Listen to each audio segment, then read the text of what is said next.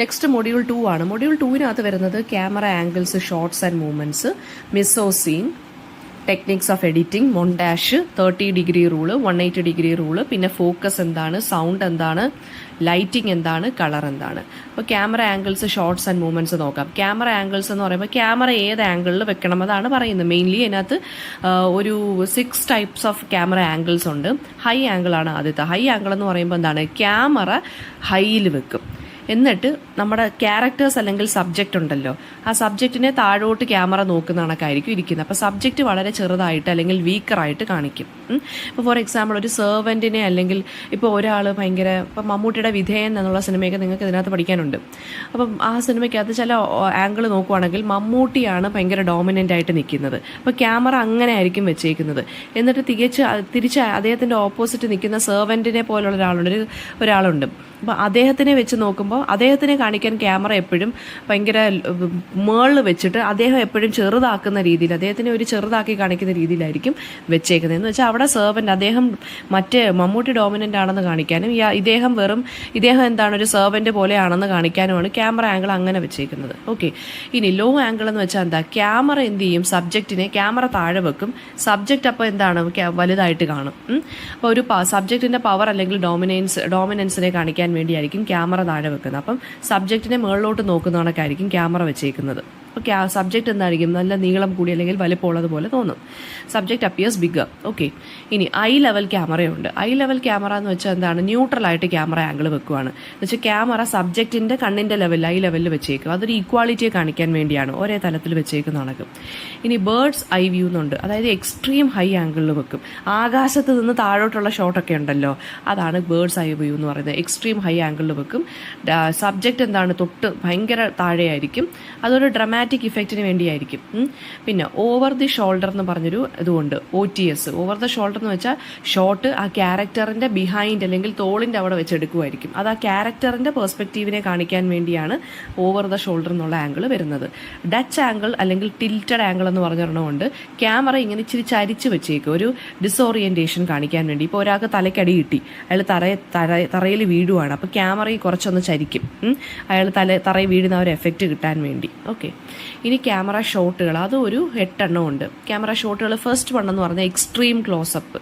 അതെന്ന് വെച്ചാൽ ഒരു എക്സ്ട്രീം ക്ലോസപ്പ് എന്ന് വെച്ചാൽ എന്തായിരിക്കും, ഒരാളുടെ മുഖം ഭയങ്കരമായിട്ട് വ്യക്തമായിട്ട് കാണുന്ന രീതിയിൽ അത് മാത്രമേ കാണത്തുള്ളൂ. അതായത് കൈ അല്ലെങ്കിൽ കാല് അല്ലെങ്കിൽ മുഖം, അതെന്താണ്, അയാളുടെ ഇമ്പോർട്ടൻസിനെ കാണിക്കാൻ അല്ലെങ്കിൽ ഇമോഷനെ കാണിക്കാൻ വേണ്ടിയായിരിക്കും. ഒരു സ്പെസിഫിക് ഡീറ്റെയിലിനെ മാത്രം ഫോക്കസ് ചെയ്യാൻ വേണ്ടി. അതാണ് എക്സ്ട്രീം ക്ലോസപ്പ്. ഇനി വെറും ക്ലോസപ്പ് ഉണ്ട്, അതായത് അതിനകത്താണ് സബ്ജക്റ്റിൻ്റെ ഫേസ് അല്ലെങ്കിൽ എന്തെങ്കിലും ഒരു ഒബ്ജക്റ്റിനെ മാത്രം കാണിക്കുന്നത്. അതും ഡീറ്റെയിൽസിന് വേണ്ടിയും ഇമോഷൻസിന് വേണ്ടിയും. എക്സ്ട്രീം ക്ലോസപ്പ് എന്ന് പറയുമ്പോൾ ക്ഷമിക്കണം നിങ്ങൾ, എക്സ്ട്രീം ക്ലോസപ്പ് എന്ന് പറയുമ്പോൾ കൈ അല്ലെങ്കിൽ കാല് അല്ലെങ്കിൽ എന്തെങ്കിലും ഒരു പാർട്ട്. ക്ലോസപ്പ് എന്ന് പറയുമ്പോൾ മുഖം മൊത്തത്തിൽ കാണിക്കുന്നത്. ഓക്കെ, മീഡിയം ഷോട്ട് എന്ന് പറയുമ്പോൾ എന്താണ്, വേസ്റ്റ് തൊട്ട് മുകളിലോട്ട്, നമ്മുടെ നടു തൊട്ട് മുകളിലോട്ടുള്ളത്. അത് ഡയലോഗിനോ ഇൻട്രാക്ഷനോ വേണ്ടി. ലോങ് ഷോട്ട് എന്ന് വെച്ചാൽ എൻവയോൺമെൻറ്റും കാണും, അതായത് ആ ക്യാരക്ടറിനെ ഫുള്ളായിട്ടും കാണിക്കും, എന്നിട്ട് ആ ക്യാരക്ടറിന് ബാക്കിലുള്ള എൻവയോൺമെൻറ്റും ബാക്ക്ഗ്രൗണ്ടും കാണിക്കും. എക്സ്ട്രീം ലോങ് ഷോട്ട് എന്ന് വെച്ചാൽ ഒരു വൈഡ് ഏരിയ കാണിക്കാൻ വേണ്ടിയാണ്. 2 ഷോട്ട് എന്ന് വെച്ചാൽ 2 സബ്ജക്റ്റിനെ സെയിം ഫ്രെയിമിൽ കാണിക്കാൻ വേണ്ടിയുള്ളത്, 2 ക്യാരക്ടേഴ്സ്. ട്രാക്കിംഗ് ഷോട്ട് അല്ലെങ്കിൽ ഡോളി ഷോട്ട് എന്ന് വെച്ചാൽ എന്താണ്, സബ്ജക്റ്റിൻ്റെ മൂവ്മെൻറ്റിനെ കാണിക്കാൻ, അതായത് ക്യാമറയും നീങ്ങും സബ്ജക്റ്റും നീങ്ങും, ഒരു സ്മൂത്ത് ആയിട്ടുള്ളൊരു മൂവ്മെൻറ്റ്. ഓവർ ഹെഡ് ഷോട്ട് എന്നുള്ളതുണ്ട്. ഓവർ ഹെഡ് ഷോട്ട് എന്ന് വെച്ചാൽ എന്താണ്, ക്യാമറ ഈ ക്യാരക്ടറിനെ തൊട്ട് മുകളിൽ വെക്കും, ഒരു ഗോഡ് ലൈക്ക് പെർസ്പെക്റ്റീവ് കിട്ടാൻ വേണ്ടി. ദെൻ ക്യാമറ മൂവ്മെൻറ്റുകളാണ് അടുത്ത്, അത് 7 എണ്ണം ഉണ്ട്. ക്യാമറ അങ്ങോട്ടും എങ്ങോട്ടൊക്കെ ചലിപ്പിക്കണം എന്നുള്ളത്. ക്യാമറ മൂവ്മെൻറ്റ് ഫസ്റ്റ് വൺ പാനാണ്. ക്യാമറ ഹൊറിസോണ്ടലി മൂവ് ചെയ്യും, പക്ഷേ ഒരു ഫിക്സഡ് പൊസിഷനിലായിരിക്കും ക്യാമറ ഇരിക്കുന്നത്, അത് അങ്ങോട്ടും ഇങ്ങോട്ടും ക്യാമറ മൂവ് ചെയ്യും. ടിൽറ്റ് എന്ന് വെച്ചാൽ എന്താ, ക്യാമറ വെർട്ടിക്കലി അല്ലെങ്കിൽ എന്താണ് ഒരു വെർട്ടിക്കലി അപ്പായിട്ട് അല്ലെങ്കിൽ വെർട്ടിക്കലി ഡൗൺ ആയിട്ട് ഇങ്ങനെ അങ്ങോട്ടും ഇങ്ങോട്ടും ചരിക്കും, പക്ഷേ ക്യാമറ ഒരു ഫിക്സഡ് പൊസിഷനിലായിരിക്കും വെക്കുന്നത്. ഇപ്പോൾ നിങ്ങൾക്ക് മനസ്സിലായോ, ഫിക്സഡ് പൊസിഷനിൽ വെക്കാന്ന് വെച്ചാൽ ഒരു സ്റ്റാൻഡിൽ ക്യാമറ വെക്കും, എന്നിട്ട് അതിങ്ങനെ മുറുക്കും, എന്നിട്ട് ക്യാമറയുടെ ആ ഒരു ലെൻസിൻ്റെ ഭാഗം മാത്രം അങ്ങോട്ടും ഇങ്ങോട്ടും മൂവ് ചെയ്തുകൊണ്ടിരിക്കും. ഓക്കെ, ഇനി സൂം എന്ന് വെച്ചാൽ എന്താ, ലെൻസ് മാഗ്നിഫൈ ചെയ്യും, അല്ലെങ്കിൽ ആ സബ്ജക്റ്റിനെ അല്ലെങ്കിൽ ക്യാരക്ടറിനെ റെഡ്യൂസ് ചെയ്ത് കാണിക്കും, ക്യാമറ അനങ്ങത്തില്ല. ട്രാക്കിംഗ് അല്ലെങ്കിൽ ഡോളി എന്ന് വെച്ചാൽ ക്യാമറ ഒരു ട്രാക്കിൽ ഇങ്ങനെ നീങ്ങിക്കൊണ്ടിരിക്കും സബ്ജക്റ്റ് നീങ്ങുന്നതിനനുസരിച്ച്. അതായത് ക്യാരക്ടർ നീങ്ങുന്നതിനനുസരിച്ച്. ക്രെയിൻ ഷോട്ട് എന്ന് വെച്ചാൽ ക്യാമറ ഒരു ക്രെയിനിൽ വെച്ചിട്ട് എന്ത് ചെയ്യും, ഇങ്ങനെ കാണിച്ചുകൊണ്ടിരിക്കും. ഹാൻഡ് ഹെൽഡ് എന്ന് വെച്ചാൽ എന്താ, കയ്യിൽ ക്യാമറ പിടിച്ചിട്ട് ഉണ്ടാക്കും. അതിപ്പോൾ ഒരു സീൻ വളരെ ഷേക്കായിട്ട് കാണിക്കാൻ അല്ലെങ്കിൽ നാച്ചുറലായിട്ട് കാണിക്കാൻ ക്യാമറ കയ്യിൽ വെച്ചിട്ട് ചെയ്യാറുണ്ട്. സ്റ്റഡി ക്യാം എന്ന് വെച്ചാൽ എന്താ, സ്മൂത്തായിട്ട് ഒരു മൂവ്മെൻറ്റിന് വേണ്ടിയാണ് സ്റ്റഡി ക്യാം വെക്കുന്നത്. ഇനി അടുത്തത് മിസോ സീൻ എന്ന് വെച്ചാൽ എന്താണ്? MISENSCENE, അത് മിസോ സീൻ എന്നാണ് വായിക്കുന്നത് കേട്ടോ. മിസോ സീൻ എന്ന് വെച്ചൊരു ഫ്രഞ്ച് ടേമാണ്. എന്ന് വെച്ചാൽ പ്ലേസിങ് ഓൺ സ്റ്റേജ് എന്നാണ് മിസോ സീൻ്റെ മീനിങ്. അതായത് everything that appears in the frame and how it is arranged. എന്തൊക്കെയാണോ ഫ്രെയിമിൽ നമ്മൾ കാണുന്നത് അതിനെ എങ്ങനെയാണ് അറേഞ്ച് ചെയ്ത് വെച്ചേക്കുന്നത്, അതാണ് മിസോ സീൻ എന്ന് പറയുന്നത്. അതിനകത്ത് മിസോ സീനകത്ത് നമ്മൾ എന്തൊക്കെയാണ് സ്റ്റേജിൽ കാണുന്നത് അല്ലെങ്കിൽ ഫ്രെയിമിൽ കാണുന്നത്? സെറ്റിങ്സ് കാണുന്നുണ്ട്, പ്രോപ്പർട്ടീസ് കാണുന്നുണ്ട്, എൻവയോൺമെൻറ്റ് കാണുന്നുണ്ട്, കോസ്റ്റ്യൂം കാണുന്നുണ്ട്, മേക്കപ്പ് കാണുന്നുണ്ട്, അല്ലേ, ക്യാരക്ടറിൻ്റെ പേഴ്സണാലിറ്റി കാണിക്കുന്ന കാര്യങ്ങളാണ്. ലൈറ്റിങ് കാണുന്നുണ്ട്. ലൈറ്റിംഗ് എന്തിനു വേണ്ടിയാണ്? മൂഡ് ക്രിയേറ്റ് ചെയ്യാൻ, അല്ലേ, ഡെപ്ത് ക്രിയേറ്റ് ചെയ്യാൻ. പിന്നെ സ്റ്റേജിങ് കാണുന്നുണ്ട്, എന്തൊക്കെ കാര്യങ്ങൾ, അതായത് എന്തൊക്കെ കാര്യങ്ങൾ പ്ലേസ് ചെയ്തിട്ടുണ്ട്, ആക്ടേഴ്സ് എങ്ങനെ മൂവ് ചെയ്യുന്നുണ്ട്, കോമ്പോസിഷൻ, അതായത് വിഷ്വൽ എലിമെന്റ്സിനെ എങ്ങനെ അറേഞ്ച് ചെയ്ത് വെച്ചിരിക്കുന്നു, അത് ബാലൻസ് ക്രിയേറ്റ് ചെയ്യുന്നു. അപ്പോൾ ഈ 5 എണ്ണമാണ് മിസോ സീൻ എന്ന് പറയുന്നത്. ഓക്കെ, ഇനി എഡിറ്റിങ്ങിൻ്റെ ടെക്നിക്സ് ഏതൊക്കെയാണ്? ടെക്നിക്സ് ഓഫ് എഡിറ്റിംഗ് എന്ന് പറയുമ്പോൾ കണ്ടിന്യൂറ്റി എഡിറ്റിംഗ് ഉണ്ട്. അതായത് എഡിറ്റിംഗ് നിങ്ങൾക്ക് അറിയാലോ, ആവശ്യമില്ലാത്ത ഭാഗങ്ങൾ കളയുന്നു, ആവശ്യമുള്ളതെല്ലാം അറേഞ്ച് ചെയ്ത് വെക്കുന്നു. അപ്പോൾ കണ്ടിന്യൂറ്റി എഡിറ്റിംഗ് എന്നുള്ളതാണ് ഫസ്റ്റ് വൺ. 7 എണ്ണം ഉണ്ട് techniques of editing. Continuity editing എന്ന് വെച്ചാൽ എന്താണ്? ടൈമും സ്പേസ്, അതായത് ഒരു കണ്ടിന്യൂസ് ആയിട്ട് ഇങ്ങനെ സ്ക്രീൻ ഫ്രെയിം ഇങ്ങനെ മാറ്റിക്കൊണ്ടിരിക്കും. അതായത് നമുക്കൊരു കട്ട് ചെയ്തെന്ന് തോന്നൽ വരത്തില്ല ഇടയ്ക്കുള്ള സീൻ. ടൈമും സ്പേസും എല്ലാം ഇങ്ങനെ കണ്ടിന്യൂസ് ഫ്ലോയിൽ ഇങ്ങനെ പൊയ്ക്കൊണ്ടിരിക്കും. ജമ്പ് കട്ടെന്ന് പറഞ്ഞിടണമുണ്ട്. അതായത് ആബ്രപ്റ്റ് ആയിട്ട് ഒരു സീനിൽ നിന്ന് മറ്റൊരു സീനിലോട്ട് പോകുന്നു. അത് ഇച്ചിരി സ്റ്റൈലിസ്റ്റിക് ആയിട്ടുള്ള പേർപ്പസിന് വേണ്ടിയാണ് ചെയ്യുന്നത്. അടുത്തത് മാച്ച് കട്ട്. മാച്ച് കട്ട് എന്ന് വെച്ചാൽ 2 സീനെ ലിങ്ക് ചെയ്യുവാണ്, വിഷ്വലി അല്ലെങ്കിൽ തിമാറ്റിക്കലി സിമിലർ ആയിട്ടുള്ള. ഇനി ക്രോസ് കട്ടിംഗ് എന്ന് വെച്ചാൽ എന്താണ്? 2 അല്ലെങ്കിൽ 2-ൽ കൂടുതൽ സീനുകളെ സൈമൾട്ടേനിയസ് ആയിട്ട് ഓൾട്ടർനേറ്റ് ആയിട്ട് ഇങ്ങനെ കാണിച്ചുകൊണ്ടിരിക്കും. ഇപ്പോൾ ഒരാൾ വീട്ടിൽ ഇരുന്ന് ഉറങ്ങുന്നതും മറ്റേ ആൾ വീട്ടിൽ ഇരുന്ന് ഉറങ്ങുന്നതും അതിങ്ങനെ കാണിച്ചുകൊണ്ടിരിക്കും. കട്ടവേ എന്ന് പറഞ്ഞിട്ടുള്ള എഡിറ്റിംഗ് ഉണ്ട്. കട്ടവേ എഡിറ്റിംഗ് എന്ന് വെച്ച് കഴിഞ്ഞാൽ എന്താണ്?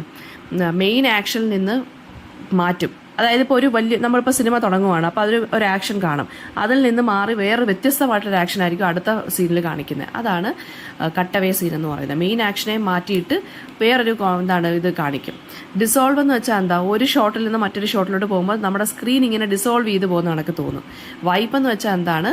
ഒരു മൂവിങ് ലൈൻ അല്ലെങ്കിൽ മൂവിങ് ഷേപ്പ് കൊണ്ട് വൈപ്പ് ചെയ്തെടുക്കുന്ന കണക്ക് സ്ക്രീൻ അങ്ങ് മാറും, ആ ഫ്രെയിം അങ്ങ് മാറും. ഇനി മൊണ്ടാഷ് എന്ന് വെച്ചാൽ എന്താണ്? മൊണ്ടാഷ് എന്ന് വെച്ചാൽ ചെറിയ ചെറിയ ഷോട്ടുകൾ സീരീസ് ആയിട്ട് കണ്ടിന്യൂസ് ആയിട്ട് എഡിറ്റ് ചെയ്ത് ഇങ്ങനെ കയറ്റും. അതാണ് മൊണ്ടാഷ് എന്ന് പറയുന്നത്. പട ഇങ്ങനെ കാണിക്കുന്ന കണക്ക്, അതാണ് montage. Series of shorts edited together. എന്തിനു വേണ്ടിയാണ്? ടൈം അല്ലെങ്കിൽ സ്പേസ് അല്ലെങ്കിൽ ഇൻഫർമേഷൻ ചെറുതാക്കാൻ വേണ്ടി, കണ്ടൻസ് ചെയ്യാൻ വേണ്ടി. അതായത് ഒരുപാട് ഈവൻസ് സീക്വൻസ് ആയിട്ട് പെട്ടെന്ന് കാണിക്കണമെങ്കിൽ അതിന് നമ്മൾ മൊണ്ടാഷ് യൂസ് ചെയ്യും. ഇമോഷൻസിൻ്റെ ഇൻറ്റൻസിറ്റി കാണിക്കാൻ വേണ്ടി അല്ലെങ്കിൽ തിമാറ്റിക് കണക്ഷൻ കാണിക്കാൻ വേണ്ടി മൊണ്ടാഷ് യൂസ് ചെയ്യും.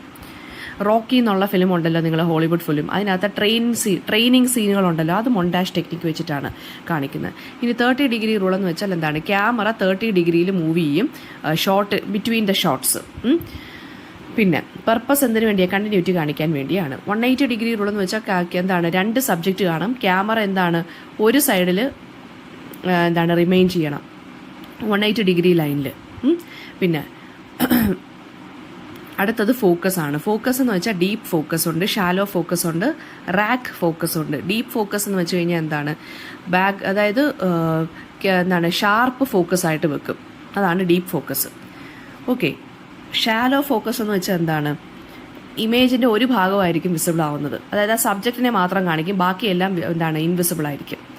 റാക്ക് ഫോക്കസ് എന്ന് വെച്ചാൽ ഫോക്കസ് ഇങ്ങനെ മാറിക്കൊണ്ടിരിക്കും ഒരു സബ്ജക്റ്റിൽ നിന്ന് മറ്റൊരു സബ്ജക്റ്റിലോട്ട്.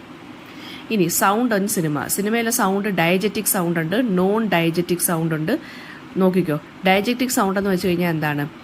ഇപ്പം ഒരു സീനിനകത്ത് 2 ക്യാരക്ടേഴ്സ് സംസാരിച്ചുകൊണ്ടിരിക്കുക, 2 ക്യാരക്ടേഴ്സ് പറയുന്നത് നമുക്ക് കേൾക്കാം, 2 ക്യാരക്ടേഴ്സിനെ നമുക്ക് കാണാം, അതാണ് ഡയജറ്റിക് സൗണ്ട്. അതായത് sound originating from the shot അല്ലെങ്കിൽ വിത്തിൻ ദി ഫിലിംസ് വേൾഡ്. അടുത്ത നോൺ ഡയജറ്റിക് സൗണ്ട് എന്ന് വെച്ചാൽ എന്താണ്? Sound added for audience effect, അതായത് ബാക്ക്ഗ്രൗണ്ട് സ്കോർ അല്ലെങ്കിൽ ഇപ്പം ഒരു ഫിലിം കണ്ടുകൊണ്ടിരിക്കുവാണ്, ഓഡിയൻസിൻ്റെ ക്ലാപ്പിങ്ങോ അല്ലെങ്കിൽ മറ്റൊരു ക്യാരക്ടർ സീനിലില്ലാത്ത മറ്റൊരു ക്യാരക്ടർ സംസാരിക്കുവാണ് അല്ലെങ്കിൽ മറ്റൊരു ക്യാരക്ടർ കിടന്ന് അലയ്ക്കുന്നു അല്ലെങ്കിൽ ഒരു ബാക്ക്ഗ്രൗണ്ട് മ്യൂസിക്, അത് നമ്മൾ ഡയറക്റ്റായിട്ട് സീനിൽ കാണുന്നില്ല, നമുക്ക് പക്ഷെ കേൾക്കാം, അതാണ് നോൺ ഡയജറ്റിക് സൗണ്ട്.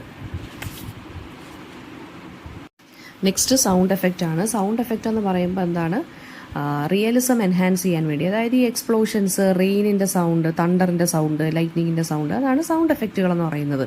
പിന്നെ സൈലൻസ് എന്ന് പറയുമ്പോൾ എന്താണ്, ഇപ്പം ഒരു സീൻസ് വളരെ സൈലൻ്റ് ആയിട്ട് പോയിക്കൊണ്ടിരിക്കുകയാണെന്ന് വെച്ചാൽ എന്താണ് അതിൻ്റെ മീനിങ്? ഇപ്പോൾ സൈലൻസ് വരുന്ന സീനാണെന്നുണ്ടെങ്കിൽ നമുക്ക് ഇപ്പോൾ എന്തെങ്കിലും ഭയങ്കര ഡീപ്പായിട്ടുള്ള ഇമോഷൻസൊക്കെ ക്രിയേറ്റ് ചെയ്യാനോ, അല്ലെങ്കിൽ ക്യാരക്ടേഴ്സ് ഭയങ്കര ഇമോഷണലായിട്ടോ സെൻറ്റിമെൻ്റലായിട്ടോ നിൽക്കാനോ, ആങ്കറോ ഇഷ്യൂ എന്തെങ്കിലും ബിട്രയലോ എന്തെങ്കിലും റിഗ്രറ്റ്ഫുള്ളായിട്ടൊക്കെ നിൽക്കുകയാണെന്നുണ്ടെങ്കിൽ നമുക്ക് സൈലൻ്റ് ആയിട്ട് നമുക്ക് ആ സീൻ ക്രിയേറ്റ് ചെയ്യാം.